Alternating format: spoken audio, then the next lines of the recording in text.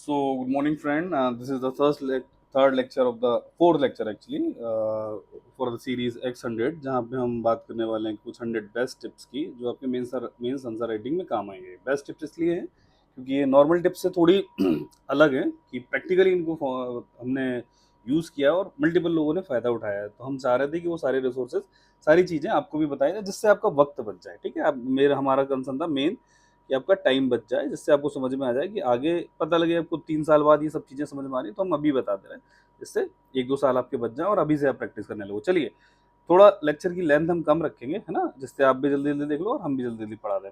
यहाँ तक हम कर चुके थे कि इमोशनल को ऐसे को इमोशनल माना है ना, now coming to the next topic. देखिए, there is a standard fact we must know in the mains that content is the king, okay? Content जो है आपका वही सर्वोपरि है ना? क्यों? क्योंकि देखिए जनरली क्या होता है कि people know the things and they generally right the normal answer, very average answer. If you observe your copy, suppose this is your copy and you compare it with toppers and others, आप एक काम करिए, आप कोई 3 question लिखिए। जैसे हमारा जो आंसर राइटिंग का ग्रुप चल रहा है, उसमें आप देखोगे कि अगर आपने ये 3 क्वेश्चन आज लिखे हैं, आप छोड़ दे दो। अब वही 3 क्वेश्चन मान लीजिए 10 लोगों ने भी लिखे हैं, ज़रा उनको एक बार देखना जाके, सेम 3 क्वेश्चन। आपको समझ में आएगा कि यार मेरा कितना जनरल कंटेंट है यार। कोई सामने वाला बंदा अगर इकट्ठी सारी कॉपीज़ देख रहा होगा ना, तो मैं तो यार बहुत इन्फीरियर लग रहा हूँगा। लेकिन जब आप लिख रहे हो तो आपको लगता है कि मैं तो बहुत अच्छा लिख रहा हूँ। तो actually this is the story of behind the curtain scene, जो ठीक है, कि आप इन सब चीज़ों को भी जब पहले देखते हो तो अब एग्ज़ामिनर क्या सोचेगा आपकी कॉपी पढ़ के, जब वो इकट्ठी सारी कॉपी देखेगा, ठीक है? तो इसीलिए मैं एक्चुअली जब कॉपीज़ इवैल्यूएट करता हूँ, तो मैंने एक की कॉपी देखी, मुझे अच्छी लगी, कंपैरिज़न मेरे दिमाग में चल रहा होगा, अच्छा ये इतनी अच्छी नहीं है, ये कॉपी अच्छी है, ये अच्छी है, ये नहीं है अच्छी, क्योंकि सारी कॉपी इकट्ठी आ रही हैं। तो इस पॉइंट ऑफ व्यू से सोचो, तो कंटेंट आपको बहुत क्वालिटी रखना है। एवरेज आंसर लिखो तो कुछ होना नहीं है, वही 3 नंबर मिल जाएंगे आपको, because they don't know difference between jet fuel, petrol and diesel. ये कोई नॉलेज नहीं बता रहा हूँ, बस कंपैरिज़न बता रहा हूँ, एक एनालॉजी है कि जो आदमी को पता नहीं है कि पेट्रोल, डीज़ल और जेट फ्यूल है, तो उसके लिए तो सब ये बायोकार्बन हो गए ना, बायोकार्बन नहीं एक्चुअली ये हाइड्रोकार्बन्स हो गए, है ना? लेकिन जबकि देखा जाए तो ये जेट फ्यूल सबसे रिफाइंड है और पेट्रोल उससे कम रिफाइंड, फिर डीज़ल सबसे कम रिफाइंड।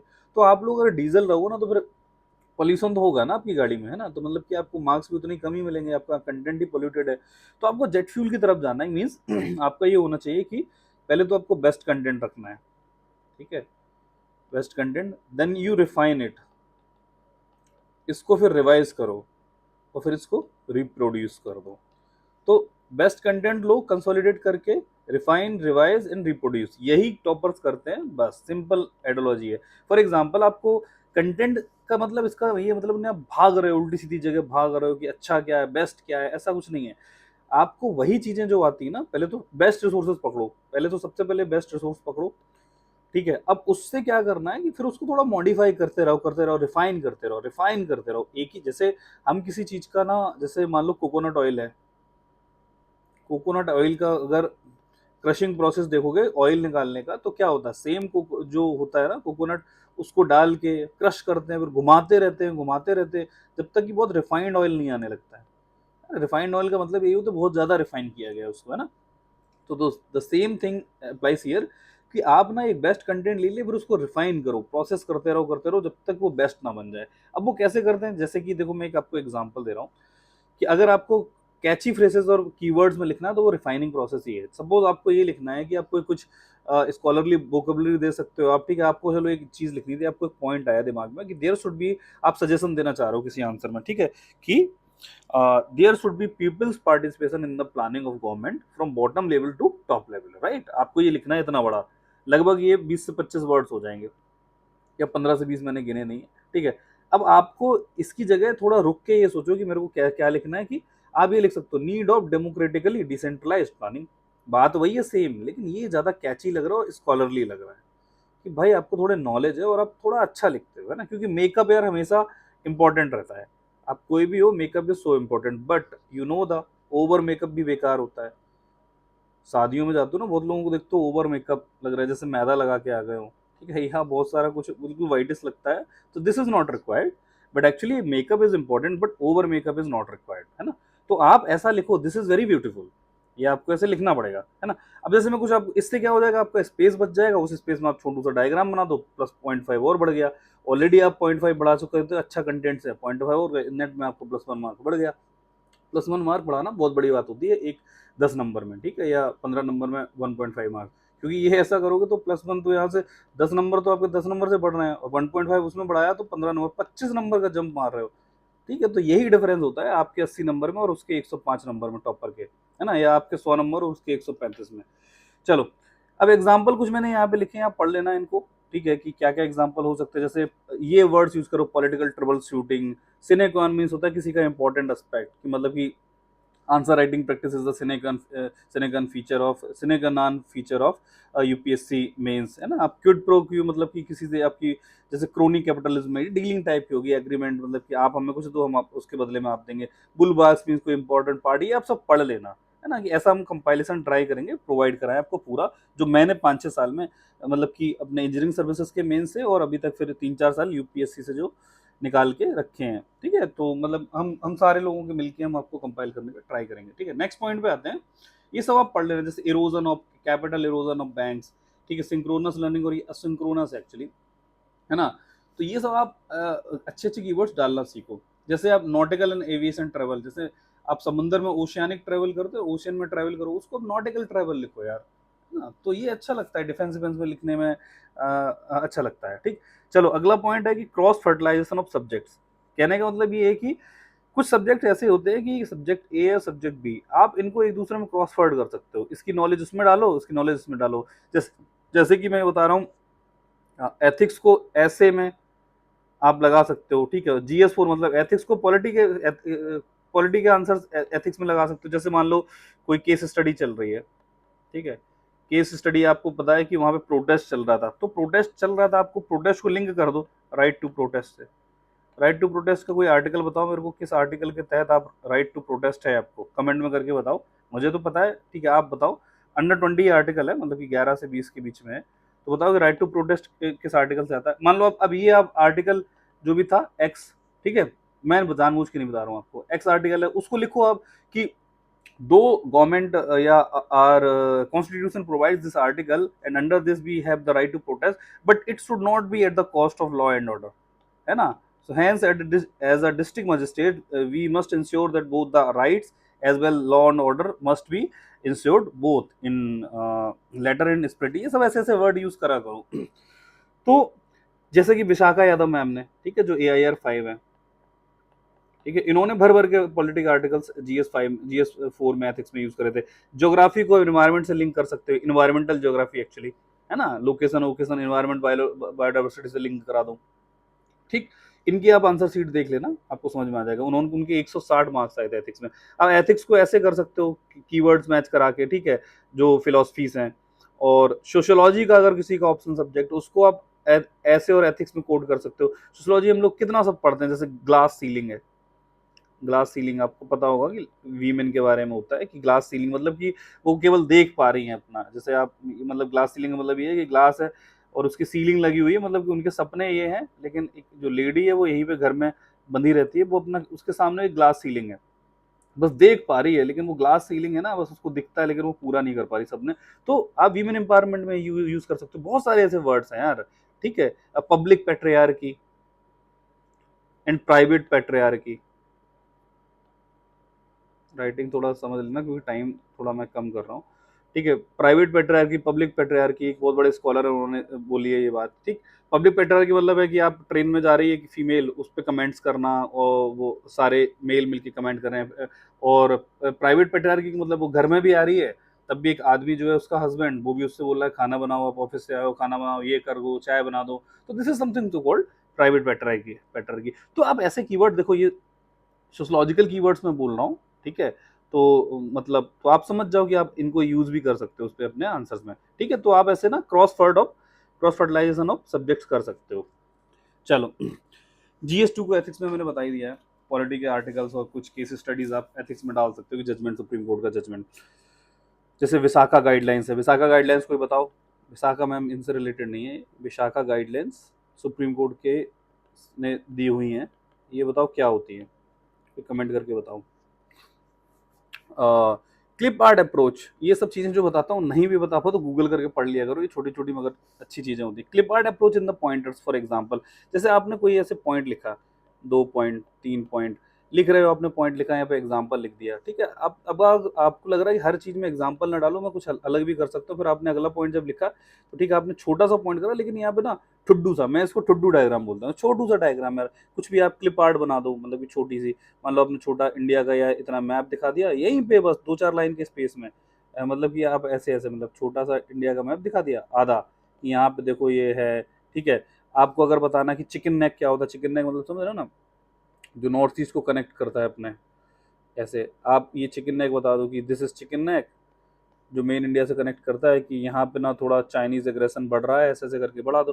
तो मतलब कि मैं नहीं बोल रहा कि डायग्राम, बट छोटू सा डायग्राम, टुड्डू डायग्राम है ना, तो क्लिप आर्ट टाइप का मैं कुछ दिखाने का ट्राई करता हूँ, जरूरी नहीं है उनको बनाओ, मैं फिर से बोल रहा हूँ, over makeup is harmful.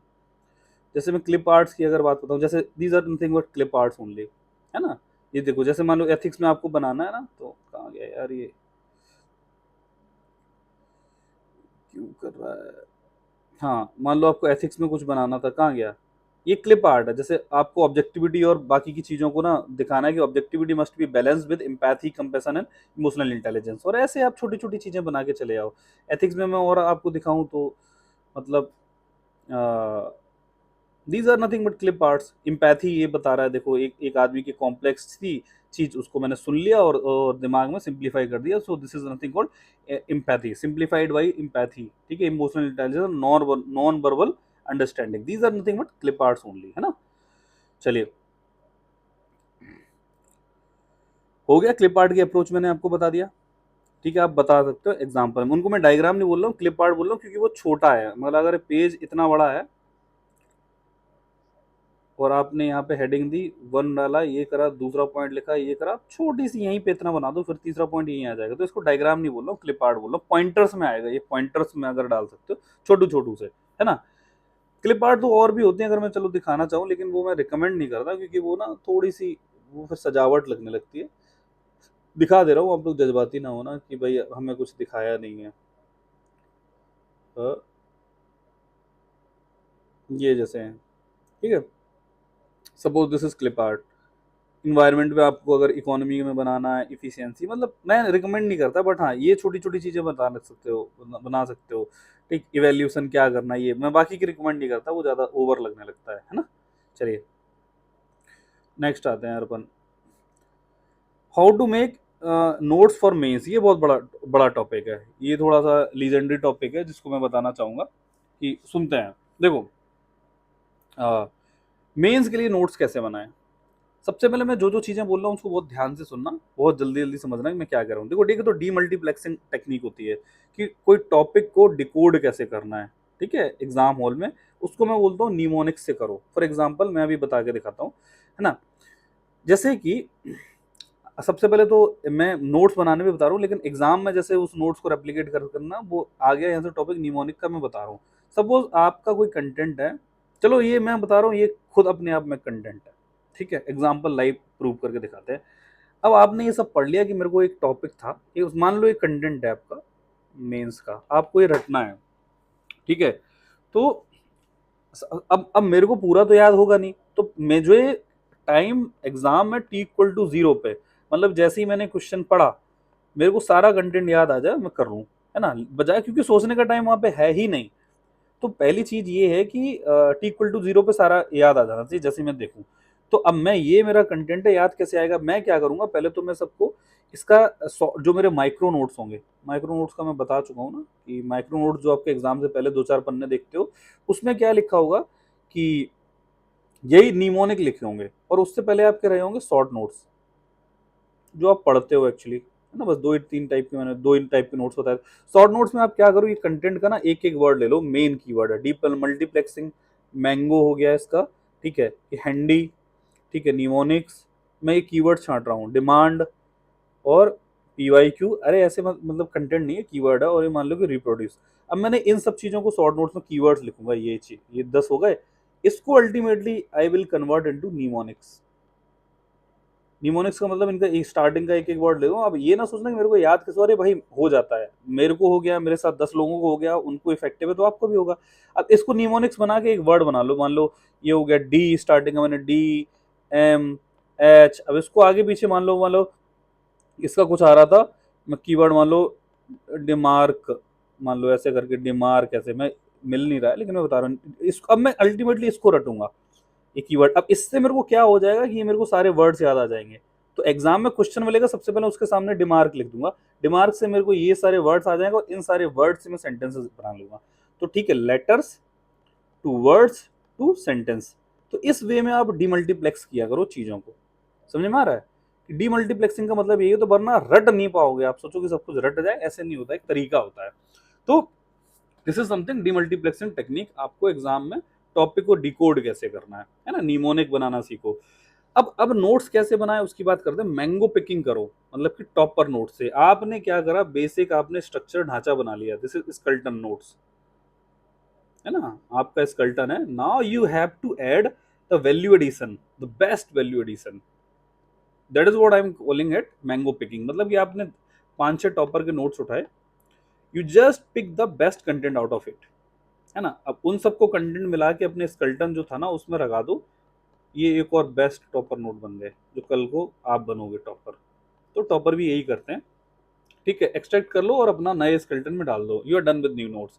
Cyclic content enrichment करो, मतलब कि फिर से आपको कभी कुछ अच्छा दिख गया, बहुत ही अच्छा दिखा, इसको इनरिच करके जाके चुपचाप से यहाँ पे चिपका दो, ये नोट्स बन गए आपके। भागो ना कि कोई मेरे को एक जगह सब कुछ बना के दे देगा, no, this is not the case. तो हैंडी इंट्रो कंक्लूजन, मतलब कि आपने जो भी नोट्स बना रहे हो, अब आपने मान लो एक टॉपिक है, सपोज सब्सिडीज। अब सब्सिडीज पे ही आप क्या कर दे रहे हो कि सब्सिडीज का मतलब ये होता है, वो होता है, X Y Z A B C. अरे भाई एग्जाम के इंट्रो में क्या लिखोगे ये बताओ। तो उसको नोट्स में रखते हैं केवल, है ना। तो केवल हम क्या करेंगे कि for every topic you just prepare a readymade intro और ऐसे ही रेडीमेड कंक्लूजन। कि मतलब कि जो आपका जो जो एकदम से रेजिस्टेंस आता है ना लिखने का, जैसे आपने क्वेश्चन देखा, अब आपका रेजिस्टेंस आ रहा है कि बहुत लोगों को कि अब मैं शुरुआत कैसे करूं। तो ये शुरुआत है ना, दिस मेक्स प्रॉब्लम, कि बहुत लोगों को पता ही नहीं चलता है मैं शुरुआत कैसे करूं। तो शुरुआत के लिए ना, आप जैसे ही क्वेश्चन मिला उसका हमें रटा रटाया भाई है इंट्रोडक्शन, कि भाई ये है, इसमें ये यूनिवर्सल इंट्रोडक्शन है, ठीक है, universal one size fits all वाला यूनिवर्सल इंट्रो है, आप लगा दो और उसका कंक्लूजन भी रेडी है, ठीक है। जैसे मैंने बताया था पिछली बार में, जैसे सुजलाम सुफलाम, ठीक है। ये मैं एग्रीकल्चर के अगर इरिगेशन आ गया टॉपिक, तो मैं कंक्लूड इसी से ही करूंगा, कुछ भी हो जाए, कि by this way we can realise the concept of Sujalam Sufalam as mentioned in our national song बोल रहा हूँ आई थिंक, जो वंदे मातरम है, ठीक है, नेशनल एंथम नहीं बोल रहा हूँ, ठीक है। तो बस ये मुझे पता है, मैं रटा रटाया है बस, ठीक है। इसका कंपाइलेशन अगर हो पाया तो मैं वक्त लगेगा तो मैं जरूर देने का ट्राई करूंगा। तो ऐसे आप बता सकते हो, ठीक है। तो हैंडी रखो इनको। बॉडी पॉइंट्स निमोनिक्स से, जो मैंने आपको कंसेप्ट आपको बताया कि पहले निमोनिक्स बनाओ, उससे सेंटेंस निकालो, सेंटेंस से पैराग्राफ बना के अपना आंसर लिख दो, पॉइंट्स मतलब, ठीक है। हैंडी पर टॉपिक डायग्राम, सिमिलरली आप हर टॉपिक का एक छोटू सा डायग्राम रेडी करोगे, इन एनी केस मेरे को ये डायग्राम बनाना ही है क्योंकि ये फिट हो जाएगा हर मार्क। अब इतना सब आप कर लो, this will already fulfil your 50% demand of the question, जो कि यूनिवर्सल कंटेंट है कि आपको लिखना ही है। अब बाकी का जो 50% पूछा गया है, then see what is asked, modify accordingly, ठीक है। पीवाईक्यू को थीम को रखना दिमाग में, अगर आप ना मेंस के नोट्स बना रहे हो तो उस हिसाब से बनाना है, ठीक है। केवल वही लिखना है कि right in the notes what you can reproduce. जबरदस्ती का सब कुछ लिखोगे ना तो फिर कुछ नहीं, आप ओवर ईटिंग कर रहे हो और आपको फूड पॉइजनिंग होने के चांसेस हैं। तो आपका आंसर में कंफ्यूजन होने के चांसेस है, मैं क्या लिखूं क्या ना लिखूं। Just give me a minute. हाँ, नेक्स्ट पॉइंट पे आते हैं। There is no time for thinking or recalling in an exam, so things must be on tips at t equal to 0। t equal to 0 का मतलब तुरंत, instantly, जैसे ही शुरुआत हुई है, ठीक है, पेपर का वेल बजी है। तो for that you can use और utilise the wall notes. Wall notes क्या होते हैं भाई? Now what is wall notes, let me explain you. देखिए, एक ग्राफिकल मेमोरी कंसेप्ट होता है। मैं आपको साइंटिफिक चीजें बता रहा हूँ, ये कुछ ऐसा नहीं है कि मैं कुछ भी आके आपको वीडियो बनाने लगा हूँ, no, this these all things have already been proven, not only by me but also by toppers, some interview appeared aspirants, बहुत लोगों ने तो मेंस दे रखे हैं, तो वो सब ने ये सब कर रखा है, ठीक है। तो ग्राफिकल मेमोरी क्या होती है मैं आपको बताता हूँ। जैसे वॉल नोट्स क्या होता है, अगर मेरे को मैंने कुछ कुछ फोटोज लेके रखे हैं कि आपको दिखा सकूं।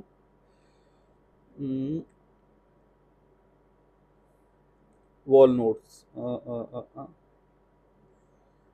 जस्ट 30 सेकेंड में आप मेरे को दो। जैसे ये वॉल नोट्स मैं आपको दिखा रहा हूँ, जैसे ये मेरे ना वॉल पे चिपके हुए हैं, ठीक, ये वॉल पे मेरे हैं नोट्स।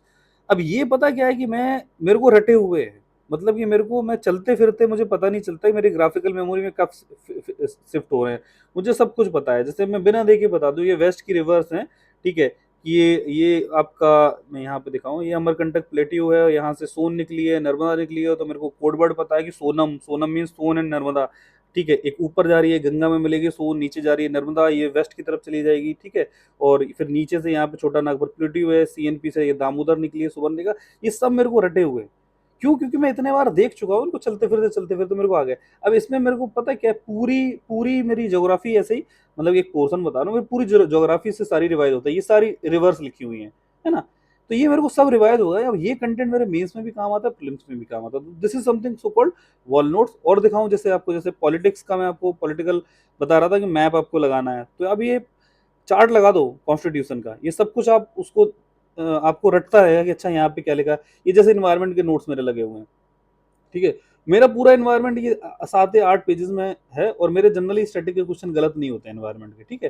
तो ये मैं बता रहा हूँ वॉल नोट्स का कंसेप्ट, ये लगा दो यार, अगर आप, आपके घर वाले अलाउ करते हैं आपको रूम में, ठीक है, तो ऐसा इन्वेस्टमेंट कर दो कि आप, मतलब जैसे मैंने ये देखो 21 की कोई रिपोर्ट लिखी होगी IFSR की मैंग्रोव्स के बारे में, तो ये मैं पॉइंटर चिपकाता रहता हूँ, ठीक है। अगर घर वाले अलाउ कर रहे हो और आप ये सब कर सकते हो तो ठीक है यार, दीवार खराब हो जाने दो बजाय कि फ्यूचर खराब हो, करियर खराब हो, ठीक है। पेंट खराब हो जाने दो यार, 2000 रुपए लगे, दोबारा लगा लेंगे, ठीक है। your career is more far important than your wall paint। चलो, तो वॉलनट्स का कंसेप्ट समझ में आ गया कि आप ऐसे ना, ये ग्राफिकल मेमोरी इससे स्टेबल होती रहती है। अब अगर आप 200 बार देखोगे पूरे साल में, आपको दिख जाएगा। थोड़े बड़े लिख के लगाना, तो आपको चीजें टिप्स पे बनी रहेगी कि अच्छा ये ऐसे होता है, ये ऐसे होता है। Keywords, catch the keywords of the question topic and use them in your answer. मतलब कि आ, आप ना जो भी कोई कीवर्ड दे रखा है उसमें, अदर अदर अदर कीवर्ड, जैसे कि ऐसे मैं बता रहा हूँ, ऐसे में लिखने तो वाले एक ही ऐसे हो ना आप। अब आपको अच्छे और कीवर्ड चाहिए, अच्छी डायमेंशन चाहिए, तो बाकी के 4 ऑप्शन और दे रखे हैं ऐसे के चॉइस के, उनसे देखो, उनसे थोड़ा आपको इंस्पिरेशन मिल सकती है क्या लिखूं, है ना।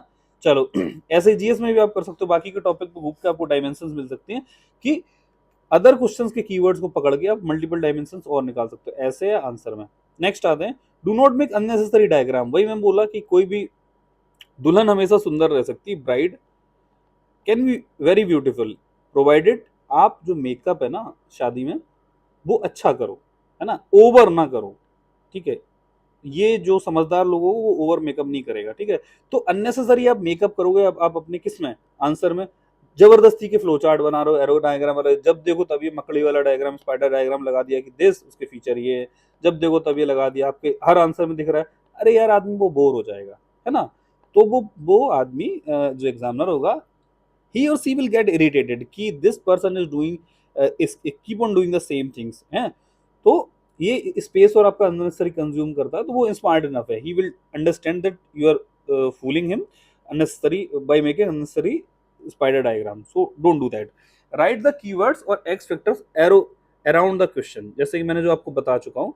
as soon as you get the question paper, you will get the question paper 10 minutes before for reading, ठीक है। Mark some points on the question paper itself in that time. For example Supreme Court judgement committee in GS2, suppose GS2 का paper है, ये paper मिला मेरे को 10 question लिखे हुए हैं, 10 मिनट पहले मिल जाता पेपर, आप पढ़ो, उस दौरान आप बातें ना करना अपने नियर बाई से कि आप कहाँ से आए हो, कैसे आए हो, क्या खा के आए हो, चाय पिया, मैंने तो कॉफी पी है, ये सब नहीं करना है।